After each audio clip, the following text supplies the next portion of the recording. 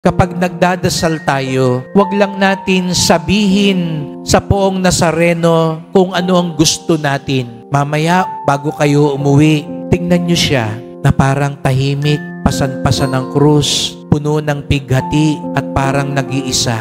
Pero yung katahimikan niya, nag-aantay ng maglabas ng himala at pagpapala. May inaantay lang siya rin sa atin. Sana bukod sa sabihin natin sa Kanya, "Mahal na Senyor, ito po ang gusto ko."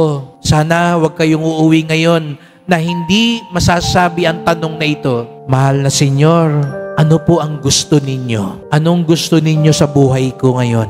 Anong gusto nyo pong gawin ko ngayon? Ano po ang gusto ninyo para sa aking pamilya?" Pag lagi nyo raw pong tinatanong yon, ano ang gusto niya, at hindi lang maubos ang dasal ninyo sa kung ano ang gusto ninyo, mababasag ang katahimikan, lalabas at mangyayari ang kanyang himala at pagpapala sapagkat tunay na tayong handa sa Kanya.